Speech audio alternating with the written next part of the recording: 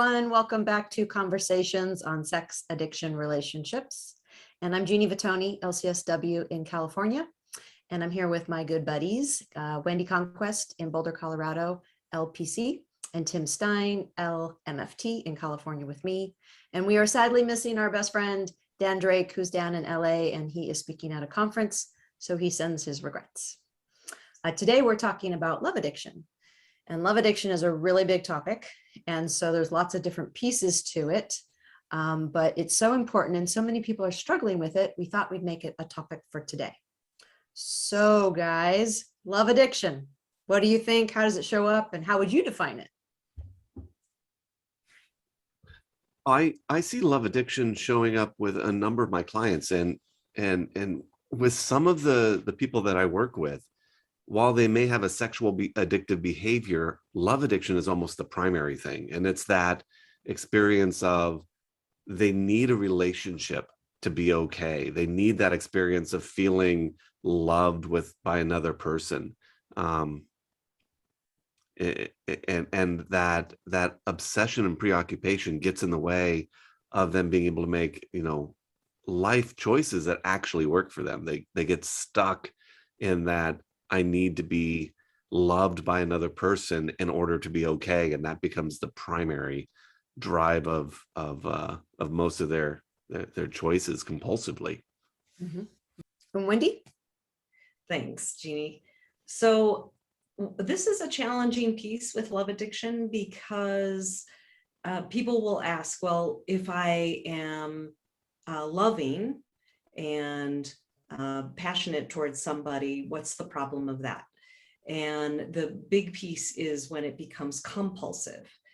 And so it's a piece around always having to be in a relationship, as Tim was saying. I think it's also a piece of, and what I say is we're hardwired to attach. That we know now with brain chemistry that's just a part of being a human being, is wanting to attach to other human beings and be a collective and be a tribe. So when does this become a problem? And so what I'm finding now is that it's compulsively texting another person. And what I'm seeing is with the younger generations is it doesn't need to be a love object. It doesn't need to be like a boyfriend or a girlfriend. It can be, I have a curiosity, can it be consistently on Facebook? Can that manifest as a form of love addiction? I know I'm going off a little bit here, but for our younger listeners, is if you are on your phone on Facebook 2 hours a day, 3 hours a day, 4 hours a day, is this starting to be a problem? Are there other life events happening or life necessities happening where you're avoiding them or not engaging with those because you're so engaged with wanting to get likes on Facebook or wanting to get recognition from someone or something else? And so I think that's the key component of love addiction, is needing outside validation and needing to be in constant contact. I would say that core piece of, for my definition, and we can talk about other people's definitions outside of the three of us, but is using the other person or experience as the qualifier of I'm good enough in the world. Yeah.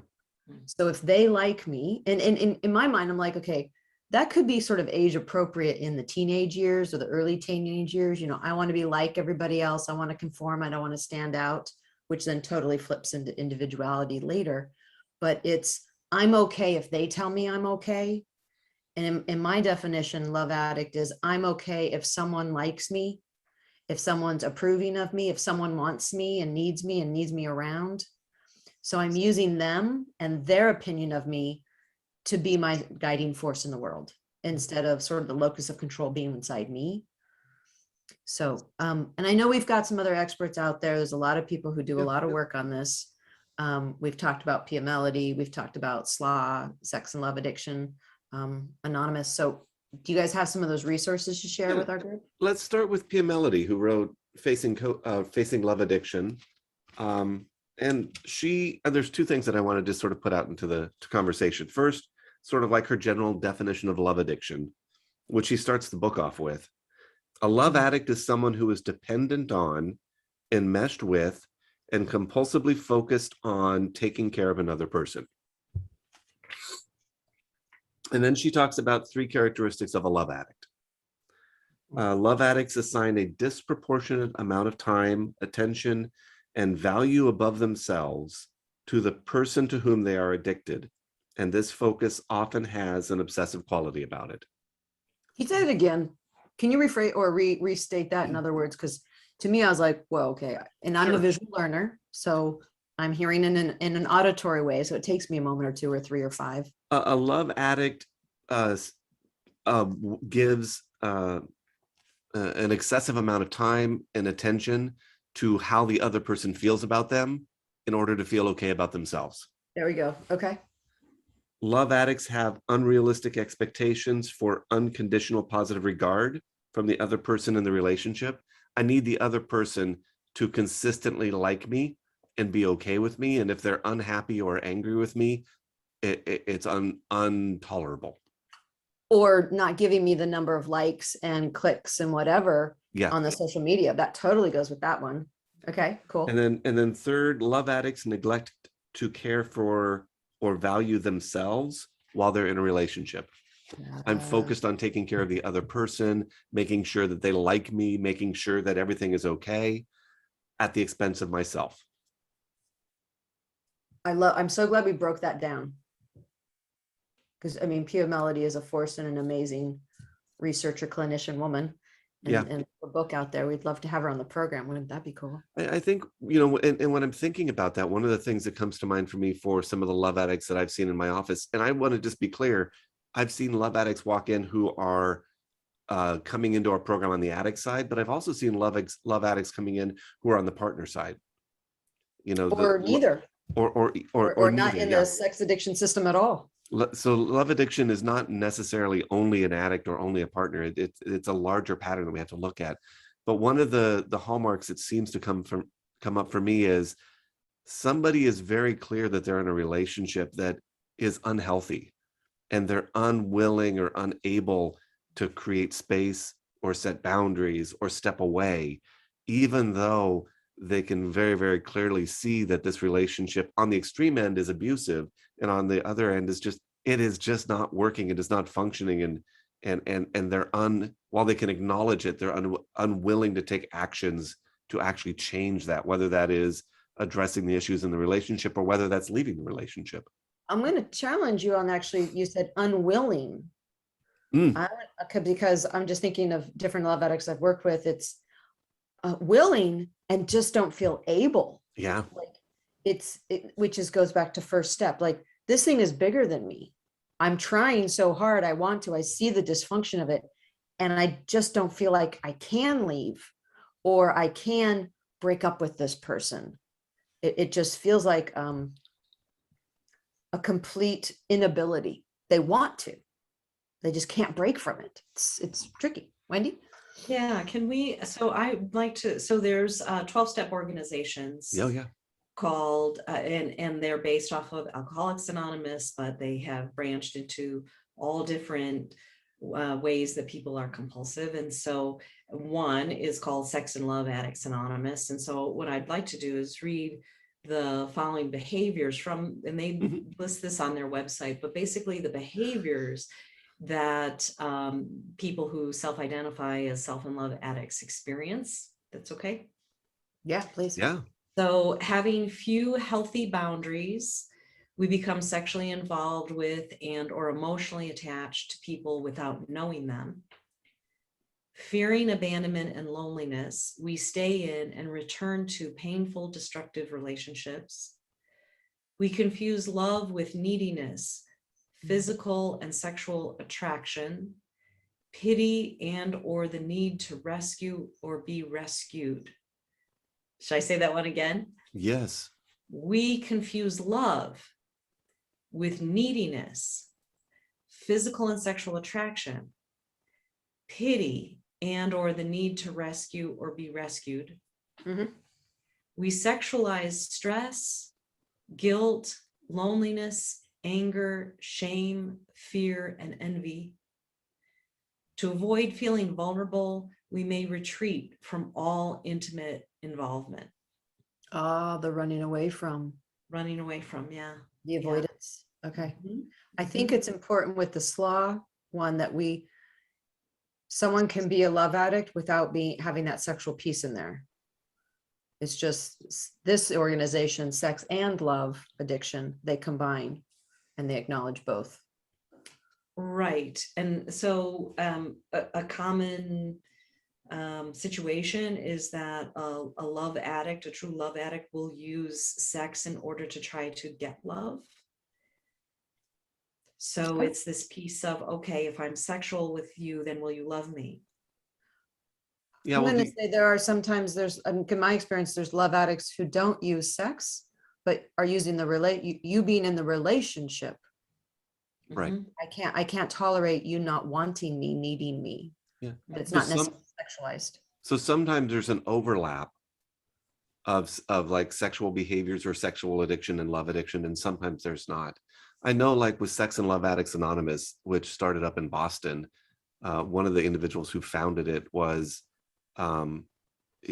his story is actually at the beginning of their big book, and he talks about being in a marriage and being loving, loving and being devoted to his wife, but also having a mistress on the side and being unable to let go, even though he knew the damage it was doing to both relationships, and just feeling obsessed and preoccupied. And his recovery started with having to figure out what to do around this obsession with, I can't let go of either one of these people, even though it's damaging me and them, because he felt like he would just disintegrate without either of those relationships. When he was in one, it was everything. When it was in the other one, it was everything.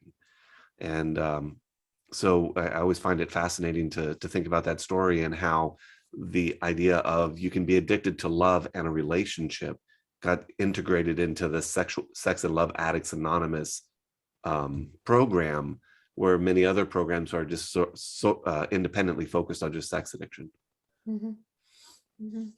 You know, when you tell that story, Tim, it's so interesting to me because when we talk about addiction, a lot of times it sounds so how do I say, so hard and nasty, and almost evil. Mhm.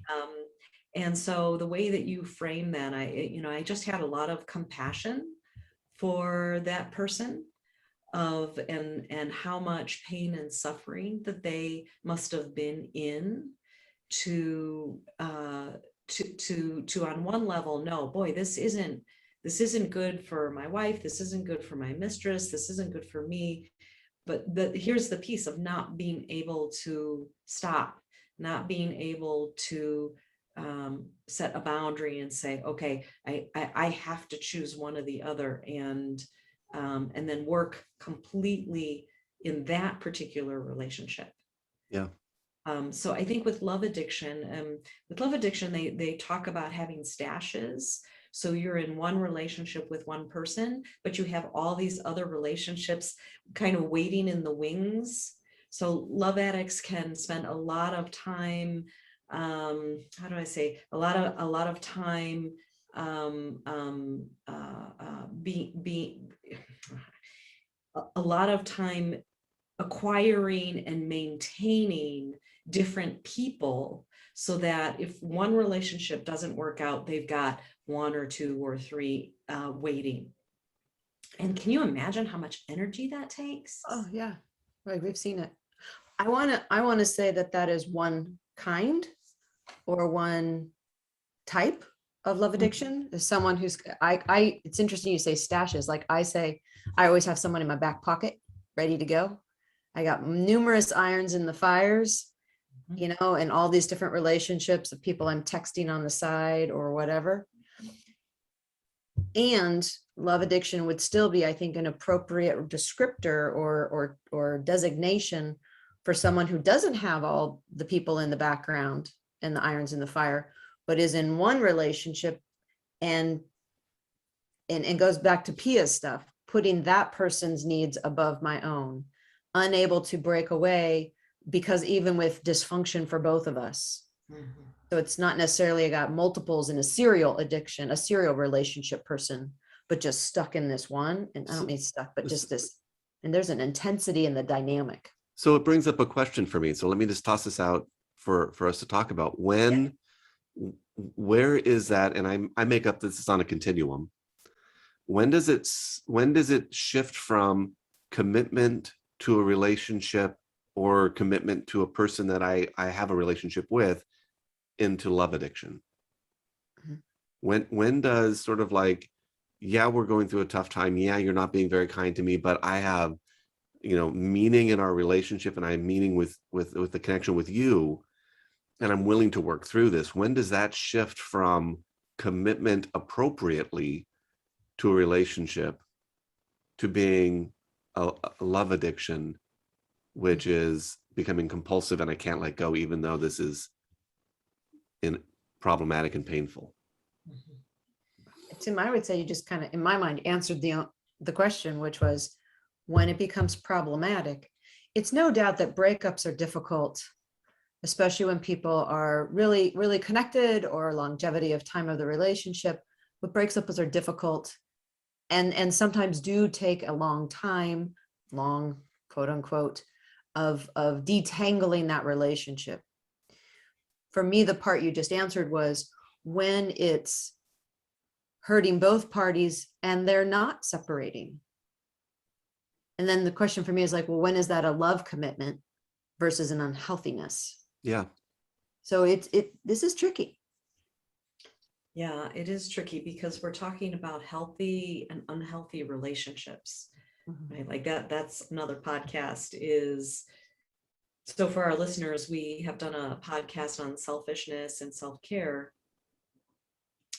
And this could be another podcast on what's a healthy relationship. What are the characteristics of that?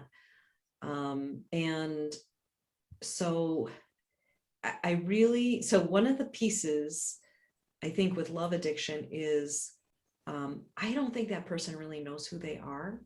Mm-hmm. The focus has been so other oriented. Great point. And it could be from enmeshment. We did a podcast on enmeshment and what happens with kiddos when they've been in a mesh relationship and how that manifests in adulthood. But it's this piece of I disappear. I don't know who I am. And so I have to get validation. I have to get something from someone else to somehow have an experience even. So I can't even feel my own feelings, but if someone else says that I am feeling angry, oh, okay, then I'm feeling angry. Someone says, oh, you must be sad. Okay, I'm sad. Just whatever it is, don't leave me. Whatever you do, don't leave me. One of the things that comes to mind as you're saying that is I think about some of the couples therapists that I know and talk cases with. And I will often hear them say things like, a relationship isn't really a relationship until both people in that relationship acknowledge that there's an exit door. And what they're saying is not both people need to leave, but both people need to know they could leave and they would be okay.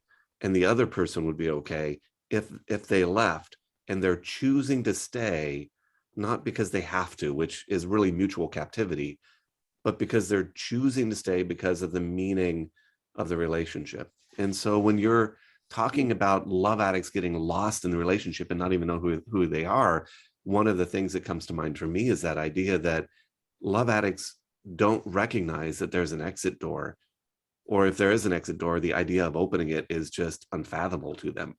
I'm here, I have to be here, because if I'm not here, who am I?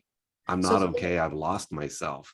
And so in a very real sense, they have either lost or locked that exit door out of the relationship.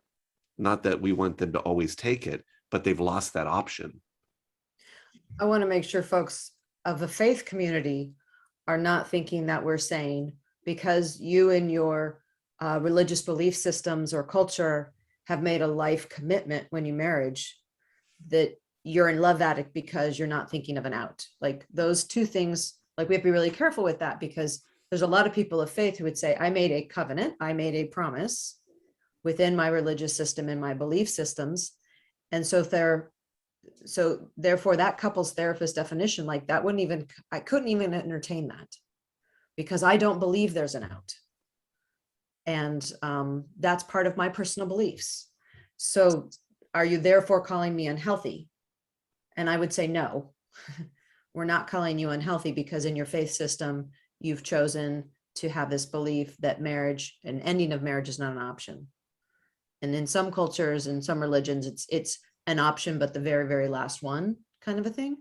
So I just want to make sure we're not saying that if you have an exit, if you're not considering an exit, you're a love addict. We're saying really making a choice to be in this relationship and choosing it every day. That's sometimes a really healthy version. Oh, just want to bring in, guys, that in case you're just checking in to us and listening and coming into the conversation, we are talking about love addiction, different definitions of it, different resources of it. It's such a big topic, but we're looking at different pieces of it and how it shows up in relationships. So I want, as a couples therapist, I want to give my reflections on what I've seen over the decades of how people get into unhealthy dynamics and then how we get out of them, if I can. Yeah. So one of my favorite things to do when I meet with a couple is basically draw out their family of origin dynamics. And so what I find consistently is that two people will have traumatic injuries, similar. So it's going to be either abandonment or invasion, and at the same developmental stage. So, I might have somebody whose father died when they were 10, and then another person who had a parent that had a significant illness when they were 8, or they themselves had an illness when they were 8. So they both had this very terrifying event happened. So we know from trauma that it doesn't go away with time. And that we also, with what we have as mirror neurons, that we pick up on each other's neurocircuitry, that we can sense in another person, oh, you've experienced what I've experienced. And so what I say over and over again to my couples is, these traumas can bring you closer together, or they can rip you apart. And from the trauma, I firmly believe that all addiction is rooted in trauma, and that addiction is largely a very, I'm going to use the word bad, coping mechanism. But it is a way for that person to try to cope. And when we start working with addiction and really getting down to what happened to that kiddo, we find that there's a trauma that was significant, or traumas, multiple, that was significant, and this is how they learn to cope. So we're talking about what? We're talking about how couples can figure out how to. So I really love it when both people, and I have to say it's hard with sex addiction and betrayal trauma, because at the beginning of sex addiction, a ton of focus is on the sex addict, and really, they're the problem, and they're destroying everything. And when we look at both people and we look at these traumas, and it's hard, I think, for the partner to do that. And it certainly doesn't happen at the beginning of any kind of recovery. But when we really look at these two people, they both have their individual traumas that I really support them to look at and to heal from. And you can do that. You can do relationship work while two people are also doing their individual work, I believe. So bring this back to love addiction, Wendy. Yeah. So for example, if you have a love addict and you have someone that's with the love addict, it's like, oh, how did these two people come together? And so I believe love addiction stems from a significant trauma. And Mhm. I believe it can be an invasive trauma, it can be an abandonment trauma, it could be both. But that person then is saying, I'm hungry, right? I'm hungry for connection. I'm hungry for for positive regard. I'm hungry for just being told I'm okay, Mhm. or that I'm pretty, or that I'm handsome. I'm hungry for it. And I So, want to, so in a non-love addict relationship, Mhm. I might desire for my partner to love me and to find me attractive, but my value, my worth isn't 100% based on that. I can be very sad and upset if that is not the case, but it's not 100% based on it.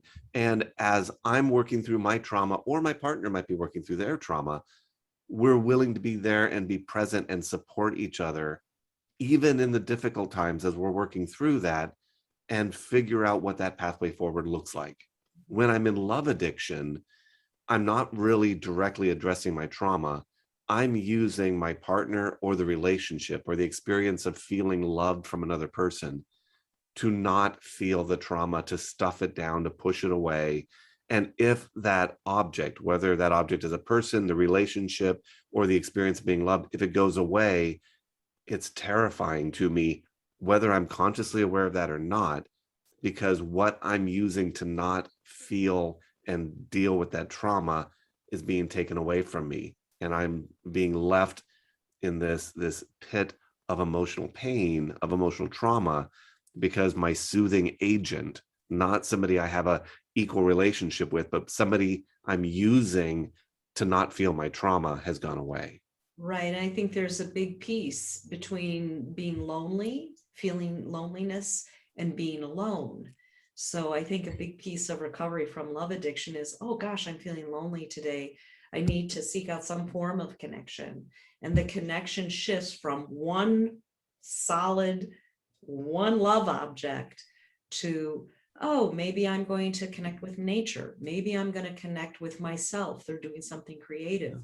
Maybe I'm going to connect with other, with other people. That is a non-sexual relationship. So that's the definitive. It's moving the attachment from one particular compulsive piece to a much wider, healthier spectrum. I like the way you said that, especially the part about learning to connect, but often with yourself. I know that in my own recovery journey, meditation and sort of like that internal relationship with yourself has been very, very important. And I see that with a lot of my clients that are trying to figure out recovery from love addiction, which is that moving the sense of soothing from someone else to, oh, I can soothe and nurture myself. I can be okay in my own skin, and then I can connect with people from a place of, I don't need them, but I choose them. Yeah. I think we need to start wrapping up here, but one of the things you just said, Tim, I was thinking about, some of my clients who do struggle with love addiction are very well-balanced people, have a good work life, have social life and all those things. And they're saying to themselves, love addiction doesn't seem like the right match for me, except when you look at the interpersonal, intimate relationship. It's not the friends. It's not the people, their coworkers that they've got good, give and take relationships. It is the romantic partner, the partner who is closest to them. And that vulnerability piece, that's where sometimes you see the love addicted relationship. And so some people will say, well, love addicted, I'm having all these relationships.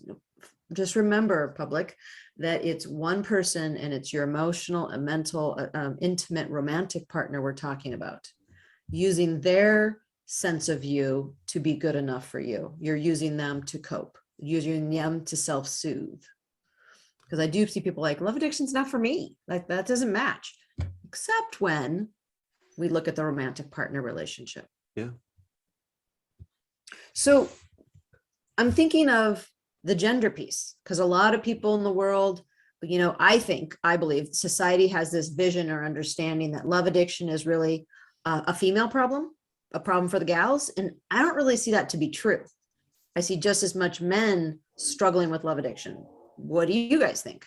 I agree. I don't work with a lot of female clients. Most of the clients I work with are males and are addicts. And I see a good chunk of love addiction within their dynamic in their relationships, and sort of the way that they're approaching connection with other people, using other people to make themselves feel better, with that love addiction kind of thing. I have not really seen this to be a gender specific kind of issue. Mm-hmm. Yeah, I absolutely would agree with that. I think that earlier on, men were mainly labeled as sex addicts and women were labeled as mainly love addicts. And in the meetings, you would see that manifest. So men mainly in sex addiction, Sexaholics Anonymous, Sex Addicts Anonymous, and women in love addiction or sex and love addiction. And so we're seeing a lot of duplicity with people searching out both at different times. And so I see a lot of men recovering from sex addiction, and then this love addiction is bubbling underneath the surface. And so I think it's really worthwhile for both men and women to SLAW, we call it SLAW, it's a shortened version for Sex and Love Addicts Anonymous. They have a 40-question list that you can read online and see what fits and what doesn't. And by the way, those are not easy assessments to take. I think a lot of people make a lot of reasons why they're not addicted, or how could you be addicted to love. And so when they take those assessments, it's a challenging situation to say, wow, yeah, I meet half the criteria here. I think there might be a problem.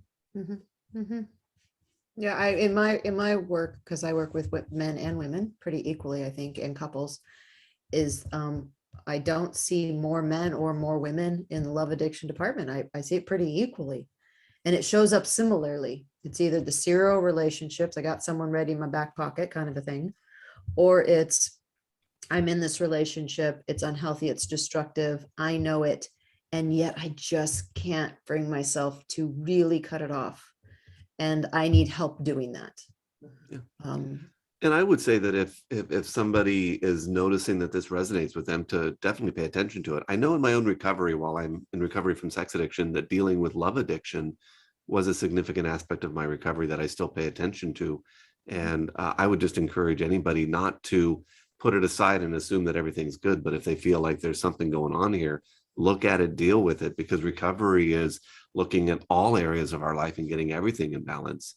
And if you've got a love addiction piece going on, pay attention to it so it doesn't create chaos down the road. there's resources to check it out. And that's one of the beautiful things. It's like the positive side of the internet. It can be a tool, and there are a lot of good resources. So for people who want to do more work on this and see, is this right for me? I think there's resources out there more than there ever was before. So I was gonna say, closing thoughts before we start wrapping this one up. My closing thought was, if any of this resonates with you, the one thing that I would encourage you to do is, I think the one thing that I find most powerful is that work on your relationship with yourself. When I think the answer to love addiction is, I'm developing a healthy relationship with myself, so that my relationships aren't needed, but they can be chosen. And therapists who understand love addiction can be very helpful with this. SLAW, or Sex and Love Addicts Anonymous, can be very helpful with this. There's other places you can get some support and some guidance. Pia Melody's book, Facing Love Addiction, can be helpful. But I think the one thing I would encourage people to keep in mind is they're developing that relationship with themselves so that they can relate to other people in a different way. Yeah. And in closing, I would support anybody out there listening. If you think that this is an issue, one of the litmus tests is to take time for yourself. It's a very simple experiment. It's okay, I'm in this relationship, and this weekend, I'm going to not text, I'm not going to call, I'm not going to spend time with this person. And see if you can go the whole weekend, you know. So you set a time limit, okay, from Friday night to Sunday evening, and just watch what happens in your mind and in your body. And can you do it? First of all, can you do it? And second of all, how easy or difficult was it to do? Thanks. I was also thinking in closing, like, it'd be great to have Kelly McDaniel on, because Oh, yeah. Kelly's written this book, Twice Edited, Ready to Heal, which I always think is a great book to read to say, is love addiction right for me? It's a good book to figure that out. And then Slaw has this 40 questions. They describe different characteristics. Is that a match for you? So for resources. Kelly also wrote Mother Hunger, didn't she? She did. And when you said hungry in my mind, I'm like, Kelly. Yeah, no, I agree. We'll have to reach out to her and see if we can get her into one of our conversations. That's right. And this is what happens, is that we get talking and our brains get bubbling and these new ideas and new topics come. And so out there to the public, stay tuned. You never know what kind of next topic we will have. Thank you for being here. Do all the liking that you need to do without it being love addicted. For us, we're just trying to help spread the message of having good quality information out there. And thank you for being here. Thanks, everybody.